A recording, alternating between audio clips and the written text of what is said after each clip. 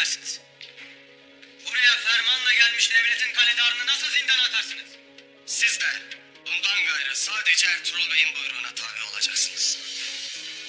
Yoksa karşılığını misliyle görürsünüz. Bırak Aydonuş. Devletimiz gereğini yapacaktır.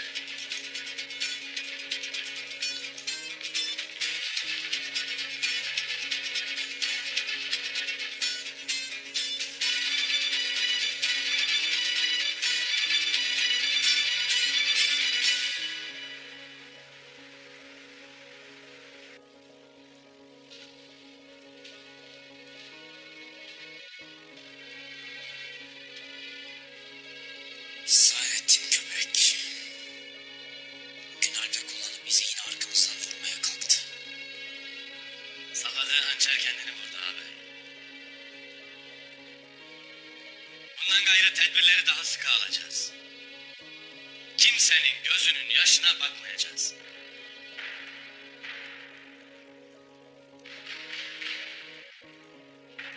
Sen neden susarsın artık bey? Diyeceklerim vardır beyim. Lakin nasıl söylerim bilmem. Hele artık bey. Senin sözün altın gibidir. Beyim, sana yolu göstermek haddime değildir. Lakin Bilecik tek fırına yaptığını doğru bulmam.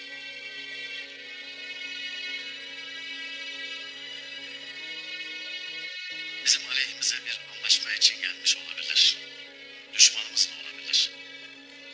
Beyim, lakin o buraya davet edilmiştir. Aksancak'la gelmiştir. Her kim davet etmiş olursa olsun, Aksancak'la gelen birini idam etmek bize yakışmaz beyim.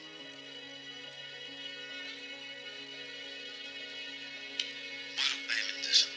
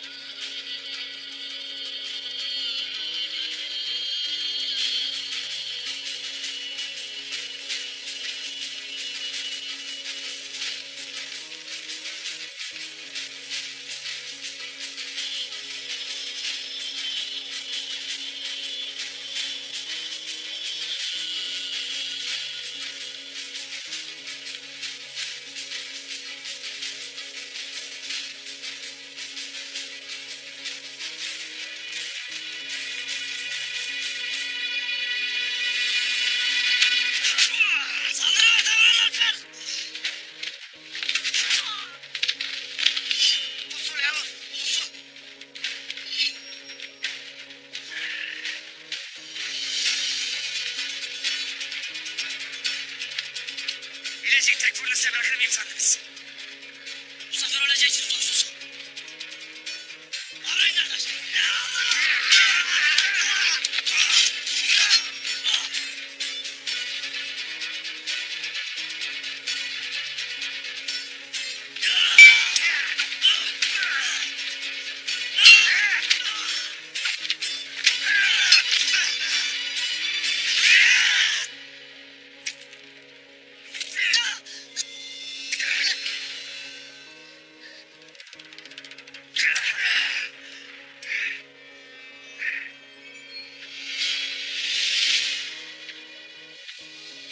Tam vaktinde yetiştin Ares.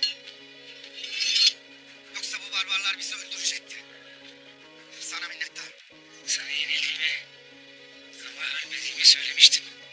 Kıdos.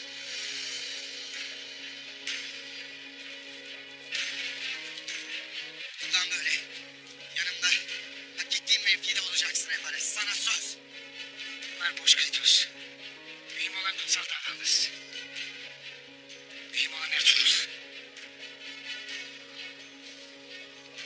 Aksan Söğüt'e babasını kuracağı yeri görmeye gidecek.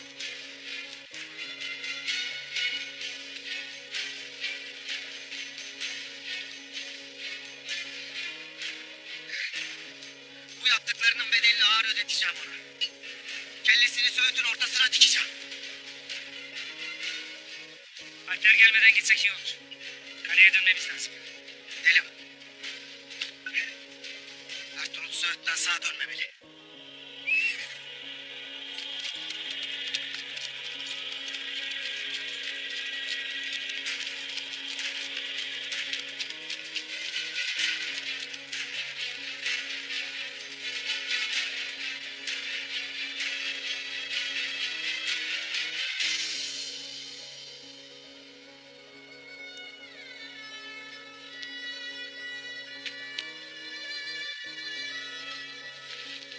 Herkese mi kardeşler? İyiyiz. İyiyiz. İyiyiz.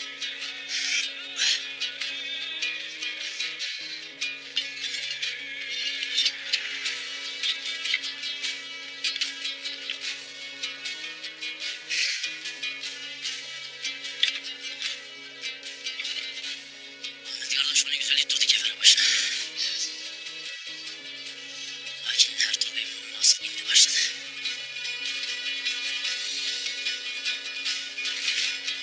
Gencecik şehzadeye gaddarca kıydılar. Hala gözümün önünden gitmez. Emir Saadettin'le çetesi devleti ele geçirmeden durmayacaktır Ertuğrul. Saadettin köpek sultanı da öldürmek isteyecektir. Haklısın Ertuğrul Bey. Ama önce senin hesabını görmek ister. Bunun için de Tekfur Kritos'a Konya'dan bir sulh elçisi geldi. Ne sulhü? Dertleri ne bilmiyorum lakin Tekfur Kritos sulh görüşmesi için Karacahisar'a gitti. Köpek. Bu işin ardında mutlaka o it vardır.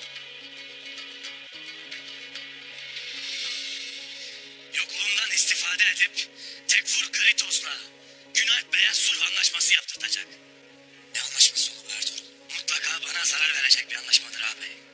Yoksa ardında Emir Saadettin olmazdı. Dediğin gibi ise orada devlet adına Günalp Bey söz sahibi olur beyim. O da köpeğe emir kuludur, ne derse yapar. Ertuğrul Bey'im, dilersen emret. Tekfur Kritos'u senin için hemen öldüreyim. Eyvallah Ahmet. Eyvallah. Lakin bize onun ölüsü değil, dirisi lazımdır. Sen de onun gözünde itibarını iyice yükselteceksin. Nasıl? Şimdi seni zor bir vazife bekler. Hazır mısın? Daima Ertuğrul Bey. O vakit beni can kulağıyla dinleyesin. Anlayacağın Bilecik Tekfur'unu bilerek tutukladım ki Ahmet onu kurtarsın ve gözüne girsin. Allah biliyor ki beyim, Ertuğrul Bey'imin bir bildiği vardır diye de düşünmedim değil. Lakin içim rahat etmedi işte. Şükürler olsun beyim.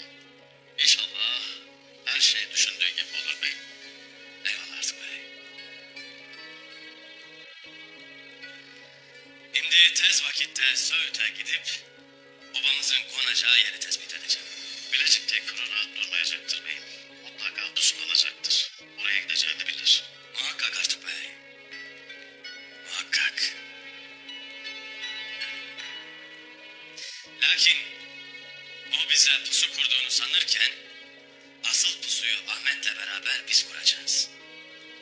Bilecik Tekfur'unu da diğer kefereleri de yolumuzdan temizleyeceğiz. Sonra da sıra Saadettin köpeğe gelecek. Gayrı onun kellesini almanın vakti gelmiştir. Bütün devlet onun elindeyken bunu nasıl edeceğiz beyim?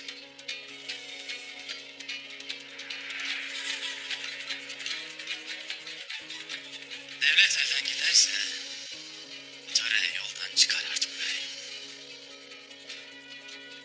Buna müsaade etmeyeceğiz. Türk aç kalır, susuz kalır.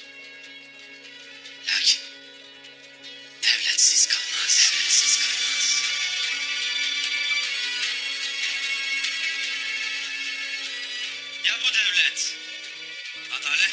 olacak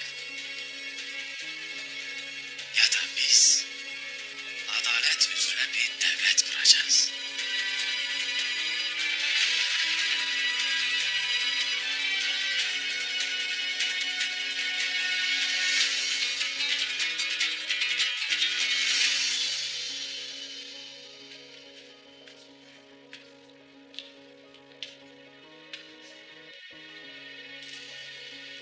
Seni bu yaptığına pişman edeceğim Ertuğrul. Dua et devletin uç beyisin. Lakin ben buradan nasıl olsa çıkarım. Bakalım o vakit ne yapacaksın?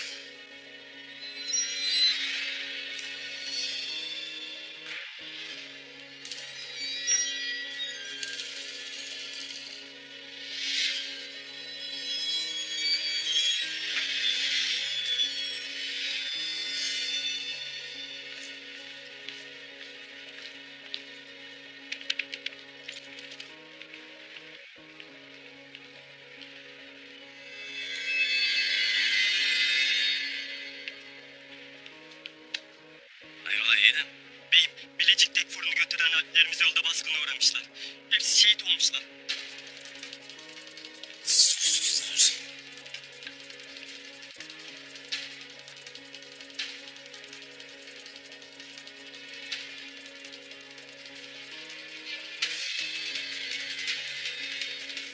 Tez alpleri peşinden salasın ağabey. Onlar yerin dibine dahi girseler bulmadan gelmesinler.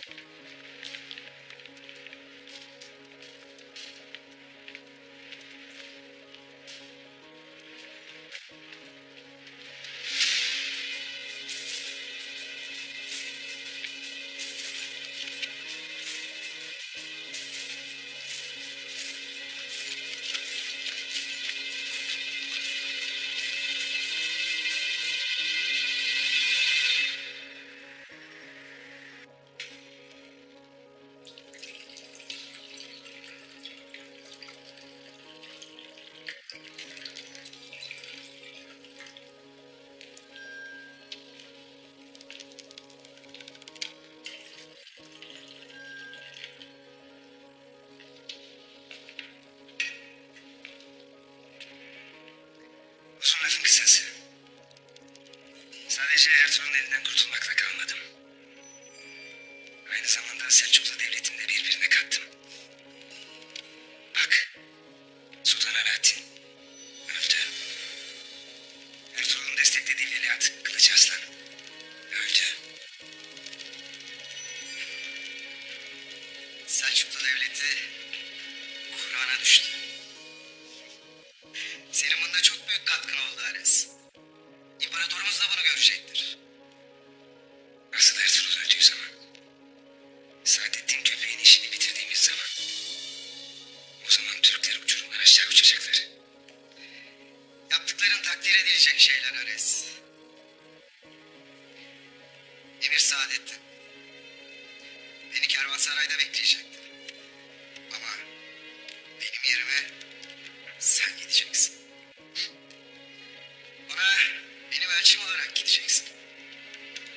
Onun tek istediği Ertuğrul'un ölmesi. Ertuğrul'a tuzak kurduğumu. Ama Söğüt içinde kendisinden teminat istediğimi bildireceksin. Senin ne yapıp edip onunla anlaşacağından hiç şüphem yok. Ben yanılıyor muyum? Kesinlikle yanılmıyorsun Kritos. Sen Saadettin köpeği bana bırak. Sen Söğüt'e git. Ertuğrul'un işini bitir. Ben Ertuğrul'u öldürmek için Söğüt'te olacağım. Yarın büyük gün. Şerefine dostum Ares. Hay aksi. Bizi bir dahaki sefere telafi ederiz. Senden iyi haberler bekleyeceğim. Ben de Kritos. Söğüt'ten en iyi haberleri bekliyorum.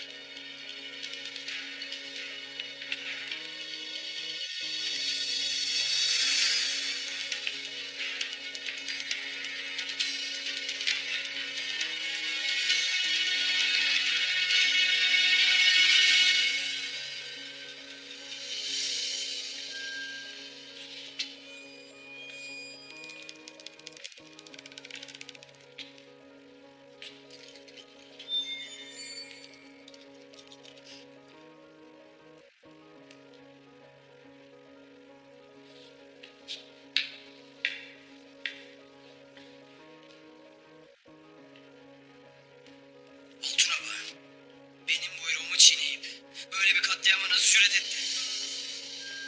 Genç bir adam ve kadını benim buyruğuma rağmen nasıl katletti?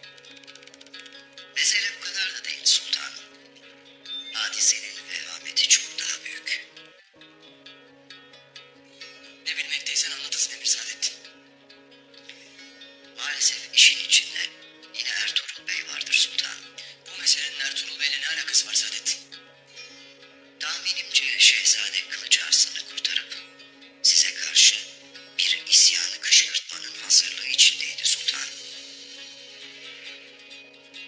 Altunova da korkuya kapılmış olmalı ki emrinize uymayarak şehzadeyi ve anasını öldürdü. Altunova zayıflığı ve sadakatsizliğiyle işlediği suçun bedelini en ağır bir şekilde ödedi. Şimdi sıra Ertuğrul'da sultanım. Bu ahvali görmezden gelmemenizi icap eder. Ancak Doğru. Ertuğrul Bey cezasını çekmeli. Yeter artık.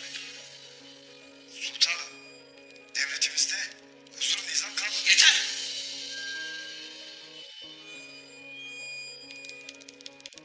Ertuğrul bana mektup gönderdi Saadettin. Öyle mi? Ne der mektubunda sultanım?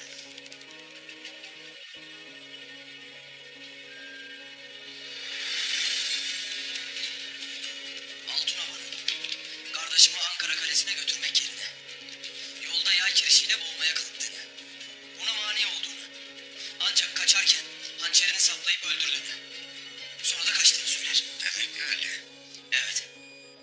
Altunova Ertuğrul geldiği için değil, kendi rızasıyla bu katliamı gerçekleştirmiştir. Sonra da kardeşimin cesedini alpleriyle sarayıma yolladı. Rahmetli anasını da ben Ankara Kalesi'nde toprağa verdim. Hepimizin başı sağ olsun. Lakin anlamadım. Bunca hadiseden sonra siz hala Ertuğrul'un pürpak olduğunu mu düşünürsünüz? İddiamın sonuna kadar da arkasındayım. Ertuğrul bana ve devletime sadıktır.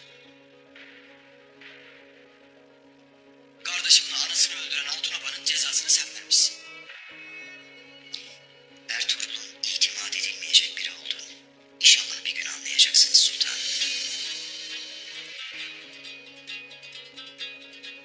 Ertuğrul Bey, babamın buyruğunu ve benim isteğimi yerine getirmiştir. Kardeşimi Ankara Kalesi'ne götürmek için canını ortaya koymuştur. Ben buna inanırım. Türk ovalarının peşine takıp Konya'ya dayandığında aynı şeyi söyleyecek misiniz bakalım sultanım? Benim kararlarımı yargılamak sana düşmez Saadettin.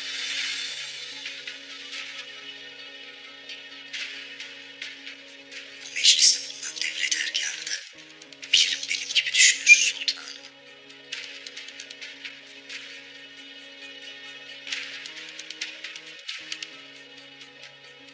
Emir Hazretleri hakkıdır sultanım. Sultanım, almış olduğunuz kararları tekrar gözden geçirmeniz devletimizin menfaati için en doğrusu olacaktır.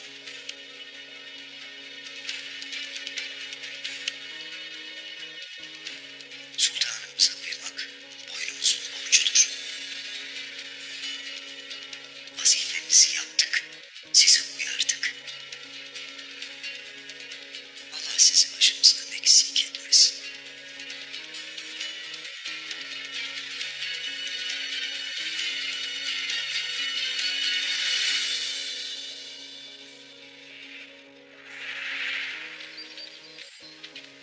beyim, biz beylerle kendi aramızda da etraflıca istişare ettik. Obamıza daha yeni yerleşmişken buradan göçmenin lüzumu yoktur.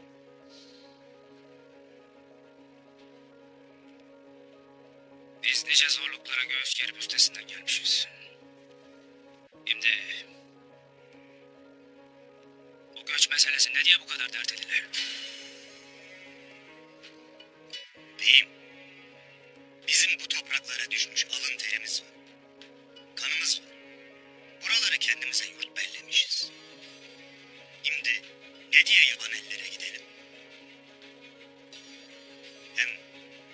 Buralar keferelerin burunlarının dibidir. Bize aman vermezler. Beyler, beyler. İki oba birleşince kim karşı durabilir bize? Biz böyle sımsıkı sarılmışken kim birleşebilir bize? Siz neden çekinirsiniz? Evvelden yanımızda devletimiz vardı. Devletimizin gölgesi üzerimizdeydi. İndi. Devletimiz elini üzerimizden çekti. Oraları bize dar gelir Turgut Bey.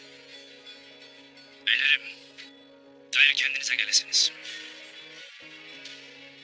Biz ne vakit gücümüzü kuvvetimizi yetirememişiz de geri durmuşuz.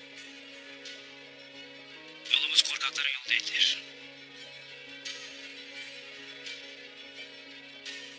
Sultanımız Alaaddin Kekubat, Söğüt'ü yurt tutmamız için Ertuğrul Bey'imize vermiştir.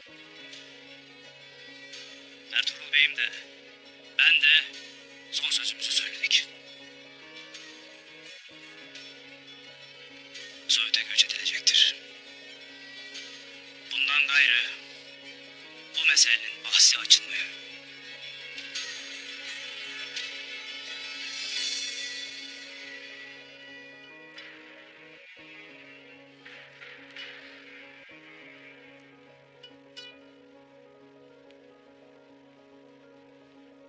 Aslan, yaşadığın imtihanlar az değildir. Ertuğrul Bey'in yetişmesi elini kara toprağa verecektin. Lakin zoru gördüğümüz vakit yolumuzdan dönmek bize yakışmaz. Halime Hatun, bir türlü halimi kimseye anlatamam ya da kimse anlamak istemez. Bu sefer ahval diğerlerinden daha çetindir. Karşımızda devleti ele geçirmiş Emir Saadettin var. Neden kimse bunu anlamaz? Emir Saadettin ateş olsa cürmü kadar yer yakar aslan. Bize düşen erlerimize, alplarımıza itimat edip onların yanında durmaktır. Kardeşim, Emir Saadettin'in ne kadar zehirli biri olduğunu bilmez gibi konuşursun. Turgut'la bana olan husumetini unuttun mu? Sen endişe etme. Erlerimiz Emir Saadettin'in hakkından gelirler evelallah. Emir Saadettin mertçe vuruşacak düşman değildir. Bu sebeple ona karşı gelmemiz güçtür. Bizi kendi odamızda zehirletecek kadar gözü dönmüş bir soysuz o. Hainin bir oyunu varsa Allah'ın bin oyunu vardır aslan. Ben senin endişeni anlarım. Lakin endişen de diretirse bu obalarımızın selameti için iyi olmaz.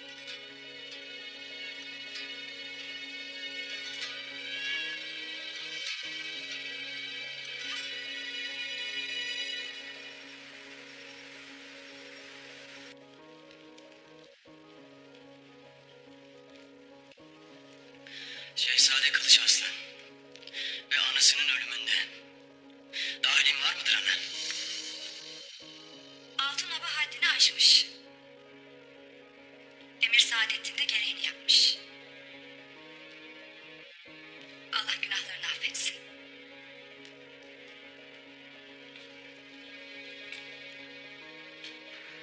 Sana bir soru sorayım. Cevap ver ana. Dahilin var mıdır? Ertuğrul Kılıç Arslan'ı kurtarsaydı neler olacağını bilir miydin sultanım? Ordum ve devlet erkanı benim yanımda. Bunu sen demedin mi ana? Dedim demesini. Lakin Emir Saadettin'in devlet erkanı üzerindeki gücünü sen de bilirsin. Dahası baş belası Türk obaları ayakta. Başıboş babayiler her an bir isyana kalkışabilir. Onların isyanı devletimizi zora sokmaz mı sanırsın oğul? Soruma cevap ver ana. Kardeşimle anasının ölümünde dahilin var mıdır? Olmazsa analık vazifemi yerine getirmemiş olurdum.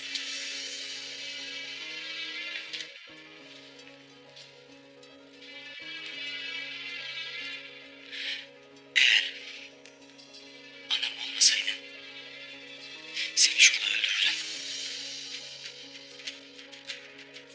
Ve dönüp arkama bile bakmazdım.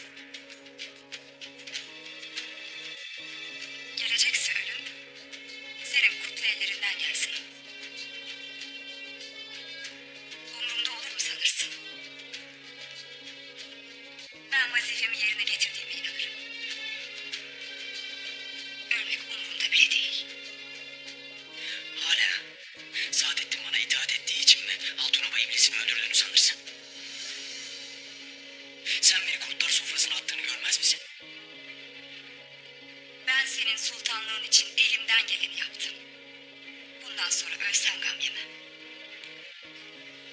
Ya Saadettin ana? Ne olmuş ona? Beni üçünüz sultan yaptınız. Altunova'yı öldürdü.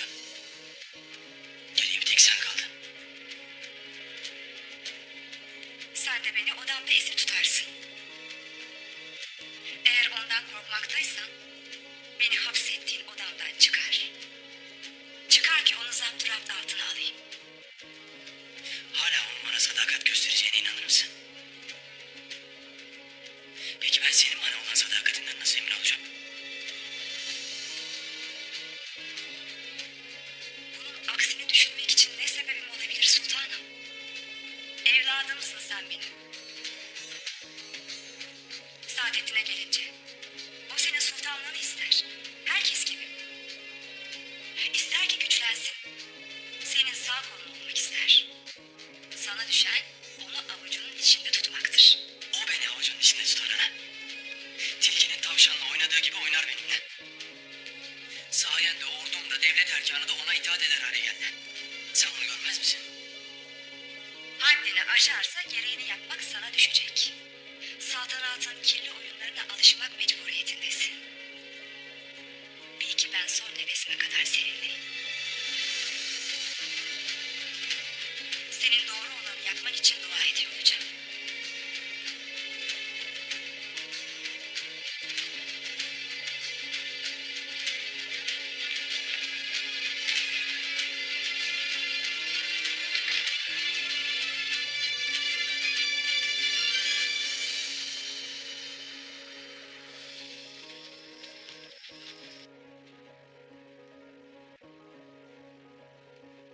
Ertuğrul, bu günah tekin biri değildir. Gelir gelmez haddinden büyük işlere kalkıştı. Sen yetişmesen atlarımızı da beylerimizi de asacaktı.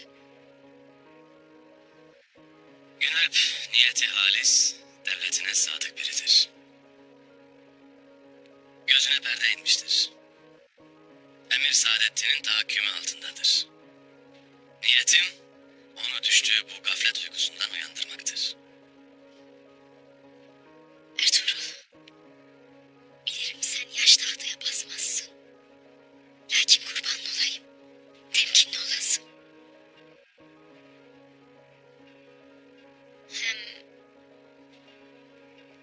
Aslan Hatun, Söğüt'e göç etmeye soğuk bakar. Aslan Hatun bize bağlıdır. Gözü pektir. Niye soğuk bakar? Emir Saadettin'in gazabından korkar Ertuğrul. Devlette nüfuzu artınca üzerimize daha katı bir gazapla geleceğini düşünür. Kimsenin başına bir hal gelmesin ister. Yaşadıkları kolay değildir. Onu anlarım. Obasını düşünmek vazifesidir. Lakin endişelerini bertaraf etmesi gerek. Bu mevzuda bizim de ona yardımcı olmamız icap eder. Aslan Hatun'la konuşacağım. İyi edersin beyim.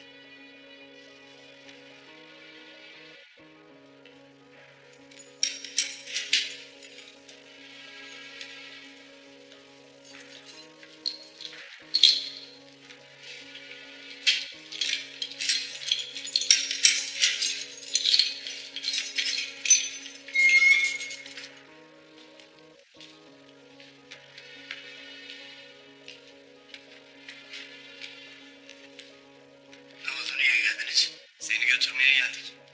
Nereye? Gidince görürsün. Sultan! Sakin! Sakin! Sen devletin kalelerine ayın belledin de koluna girip götürmeye kalkarsın. Ben buraya kendi ayaklarımla girmişim. Hak bilmez. Şşş! Günah Bey.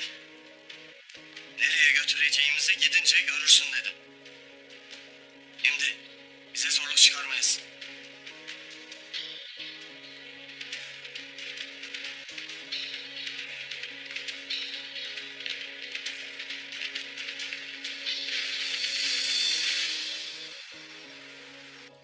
Lanet olsun sana Ertuğrul.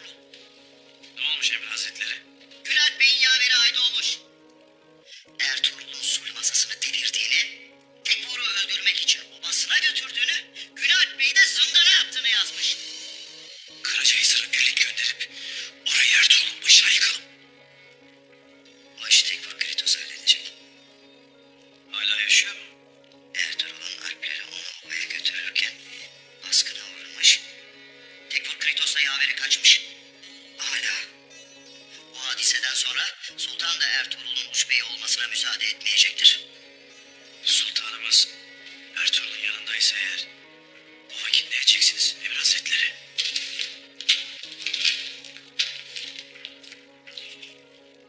Emirlere ve ordumuzun komutanlarına haber et. Devletin âli menfaatlerinin bir sultanın ahmaklığı yüzünden tehdit altında olduğunu söyle. Gece onları makamında görmek isterim.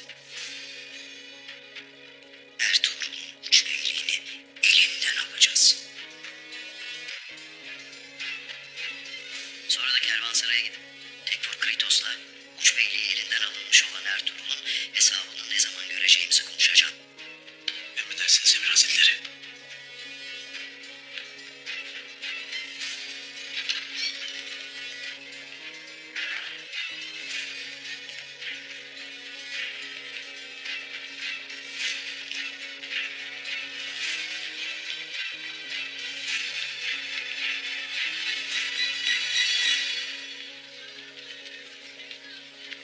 Söğüt bize Sultan Alaaddin Keykubat Hazretleri tarafından emanet edilmiştir. Söğüt bizim için yeni bir kapı olmuş. Bu sayede topraklarımız genişleyecek ve bize yeni gaza yolları açılacaktır. Yatan aslandansa yürüyen tilki yeğlerim demiş atalarımız. Konduğumuz yurtta oturmak bizi paslandırır. Gayrı neresi olursa olsun durup dinlenmeden yeni topraklara gazaya koşacağız evvelallah. Göçtük yurt konduk yurttan daha iyidir beyim. İnşallah yeni yurt bereket getirir. İnşallah. İnşallah. İnşallah. Sen ne düşünürsün Aslan Hatun?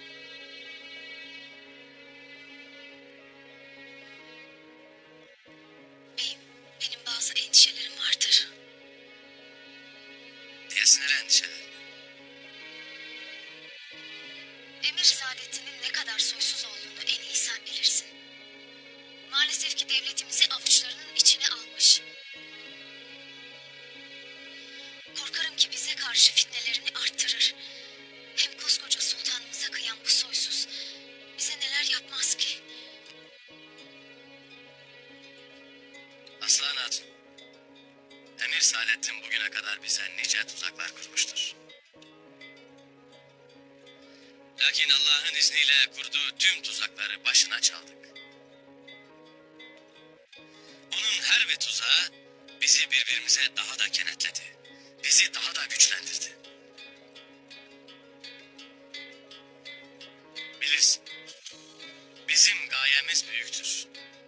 Korkuyla bu yollar aşılmaz. Bilakis bela ne kadar büyük olursa cesaret de o kadar büyük olacak. Yollar ancak böyle aşılır. Şimdi sorarım sana. Aliyar Bey olaydı. Ne yapardı?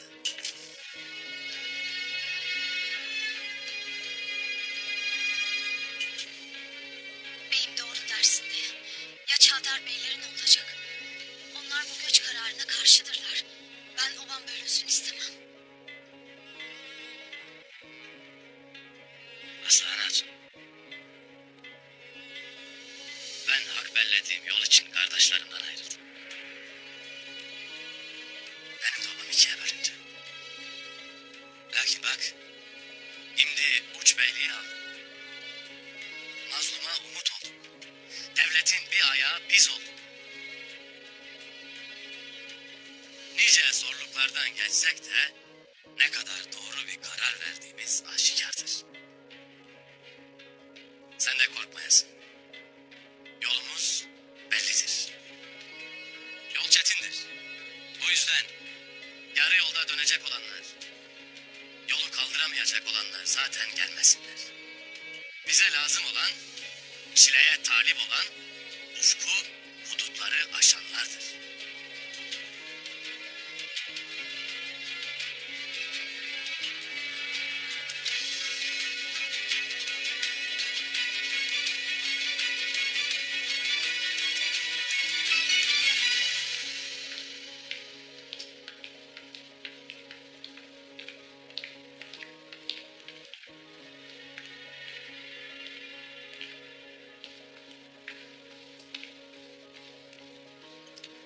Bana neler olduğunu anlatasın. Altınoka'yı öldürerek sizin ve sultanımızın adını evvela lekelenmekten koruduğumu bilmenizi isterim. Koca devletimiz Ertuğrul soysuzunun hakkından gelemeyecek mi Saadettin? Gelecek Mahperi Hatun. Ertuğrul'un Tekfur Kritos'a ve Günalp Bey'e yaptıklarından mütevellit uç beyliğinin elinden alınması lazım. Ben bunun için gereğini yapacağım. Siz de elinizden geleni yapasınız. Yapasınız ki Ertuğrul'u, sultanımızı bize karşı bir pusat gibi kullanmaktan men edelim. Sultanımızla konuşacağım. Hala. Yarın Tekfur Kritos'la Kervansaray'da buluşacağım. Ertuğrul'un işini bitirmek için elinden geleni yapacağına şüphem yoktur. Sultanımız sefere gittiğinde Tekfur Kritos'un Karacahisar'ı almak için teşebbüste bulunmayacağının teminatı var mıdır Saadettin? Yeni sultan olan oğlumun itibarını ezip geçmeyeceğini nereden bileceğiz? Merak buyurmayın Mahperi Hatun. Yanına attığı her adımı bana bildirecek bir casus koyacağım. O gereğini yapacaktır. Öyle bir şeye tevessül ederse ilk benim haberim olacak. Âlâ. Müsaadenizle.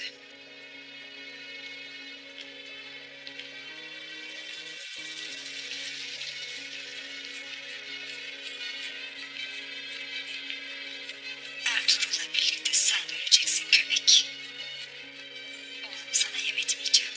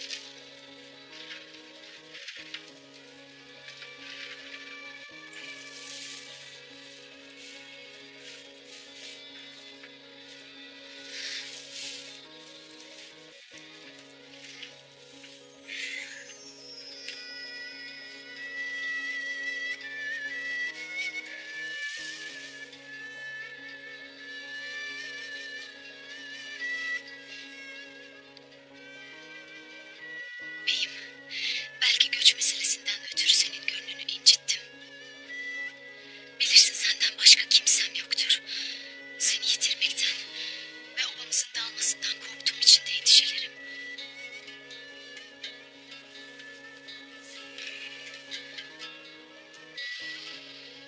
Bilirim aslanım, bilirim. Benim de senden gayrı kimsem yoktur. Lakin endişen olmasın. Ben obayı senden daha fazla düşünürüm. Söğüt'te, yeni yurdumuzda buradan daha mutlu olacağız inşallah.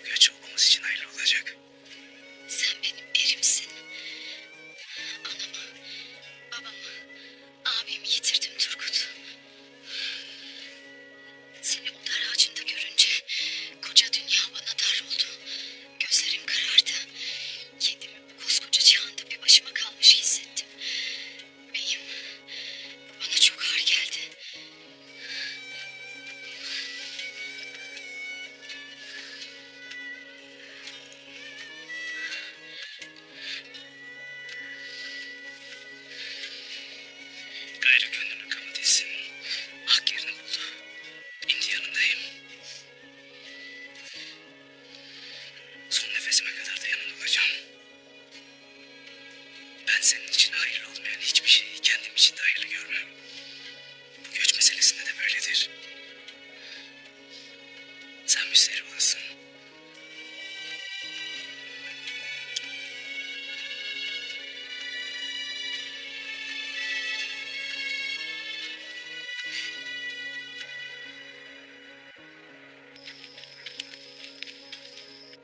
Bilecik Tekfur'u bizi pusuda bekleyecektir.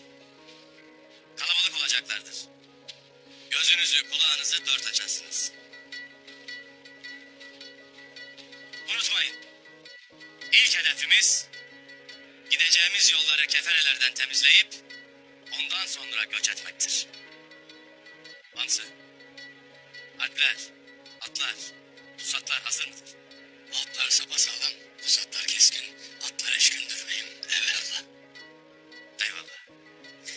Sen alplerle birlikte Tekfur Kritos'u gizlice takip edip pusuya düşüreceksin Hamsı.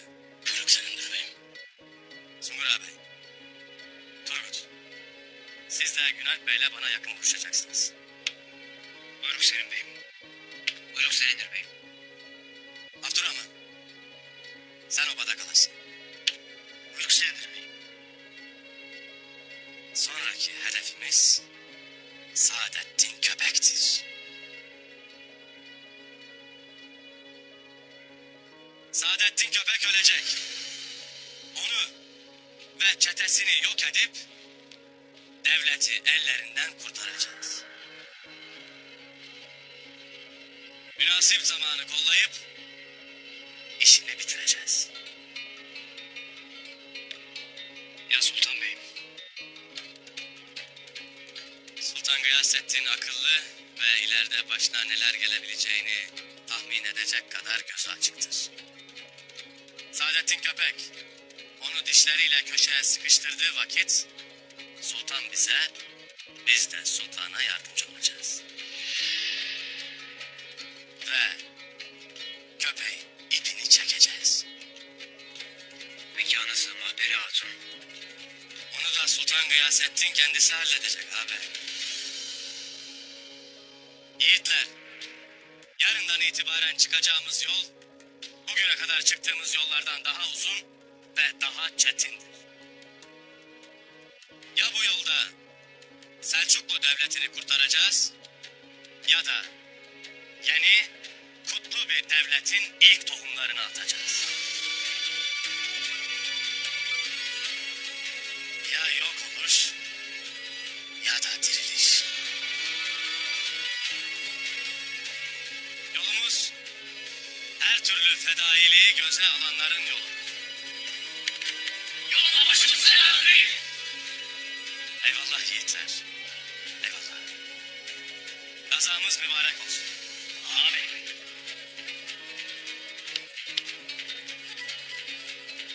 Şimdi Günalp Bey'e getir.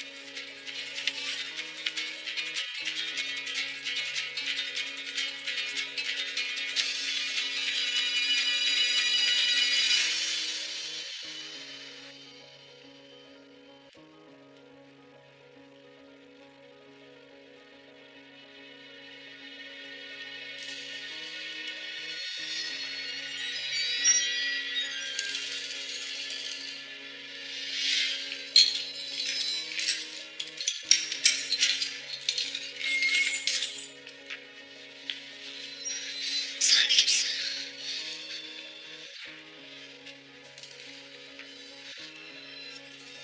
Seni buradan çıkarabilecek tek kişi olan Emir Saadettin adına buradayım. Ne istiyorsun benden? Eğer hamile değilsen Artuk Bey seni öldürür. Eğer hamileysen çocuğun doğduktan sonra beni öldürür. Her türlü öldürüleceksin. Yazık. Lakin eğer bizimle ittifak kurarsan hem buradan kurtulabilirsin hem de bolca altın kazanırsın.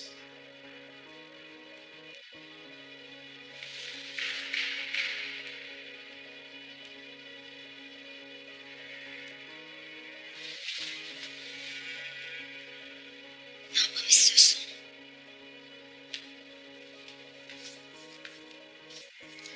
Bize malumat getirmeni isteriz. Bize getireceğin her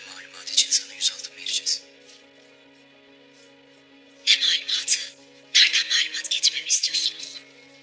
Bilecik Tekfur'undan.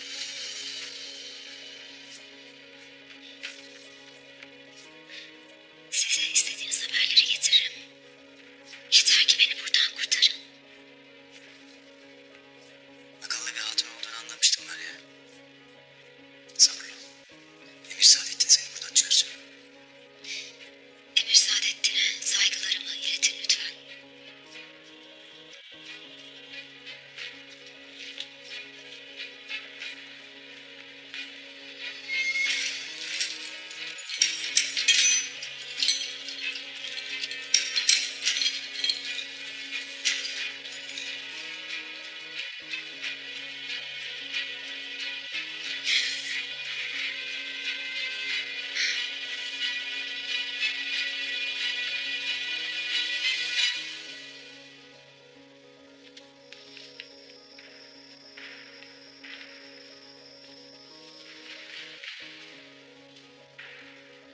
Beni askerlerimin önünde katletmeye cesaret edemedin de.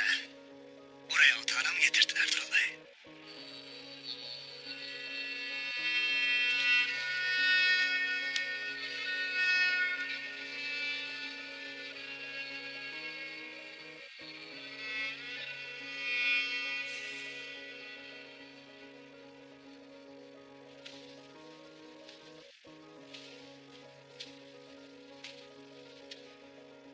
Seni buraya öldürmeye değil, gözündeki gaflet perdesini yıkmaya çağırdım.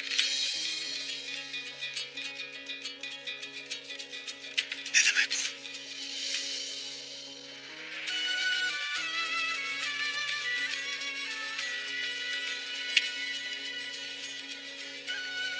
Misafirimiz.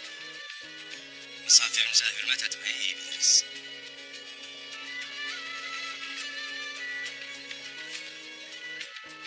Tekfur Karitos'a ettiğin gibi mi? Tekfur Kritos elimden kaçmaya muvaffak oldu. Lakin Söğüt benim hakkımdır.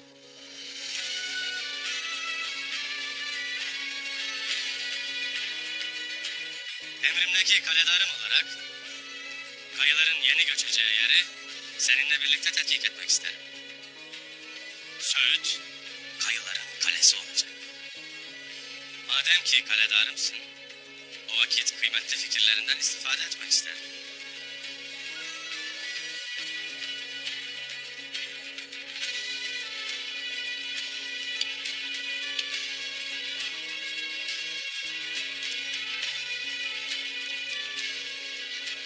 Emrimdeki ilk vazifene hazır mısın Gürat Bey?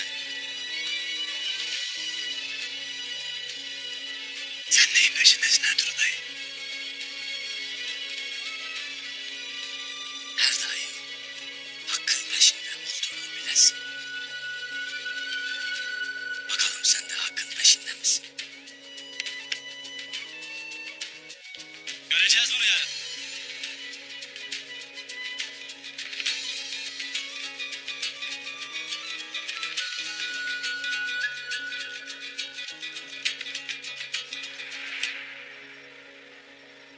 Sultanımız rahmetli babası gibi Ertuğrul'un kuyruğuna takılmışken devletimiz huzura eremeyecektir. Ne edeceksin Saadettin? Kemalettin Kamyar, Kayır, Hüsamettin Kamyer'e huzursuz, bize karşı öfkeli, elinde çok güçlü bir ordu var.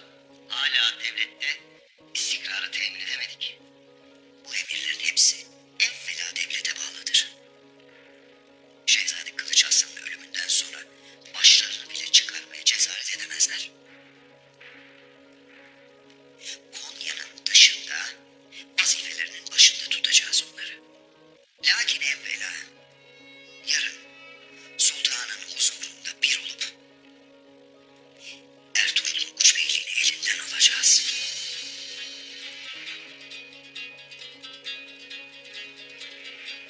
Anasına bile olmadık rezillikler yapan bu Toy Sultan'ın haddini öğrenmesinin vakti gelmiştir. Aksi takdirde hepimizin makamı tehdit altındadır. Öyle giderse emirlerin değil, kayların saltanatı başlayacak sarayda. Korkarım dayıların ve Ertuğrul'un saltanatı bizim desturumuzu getirecektir. Bana müsaade etmeyeceğiz.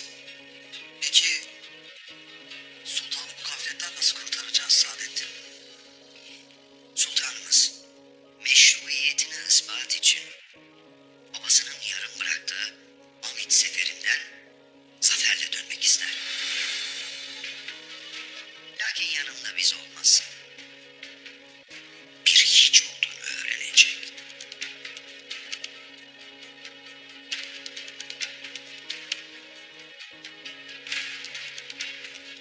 Taceddin Pervane, sen ne dersin? En doğrusunu düşünmüşsün değil mi Saadettin? Evvela Ertuğrul'un işi bitmeli. Yarın sultana haddini bildireceğiz. Devletin âli menfaatlerini öğrenecek. Evet, öğrenecek. Hala. O vakit yarın Asirun'da sultanın haddini bildirip Ertuğrul'un ipini çekeceğiz.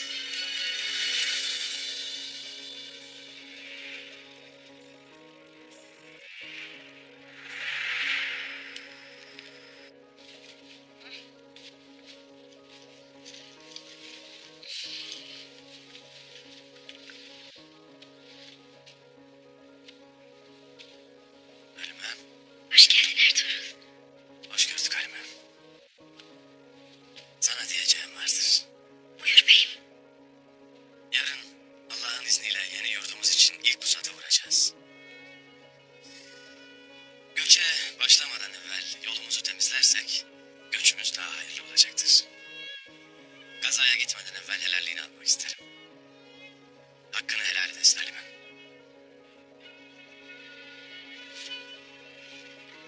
Helal olsun beyim. Sen de hakkını helal edesin.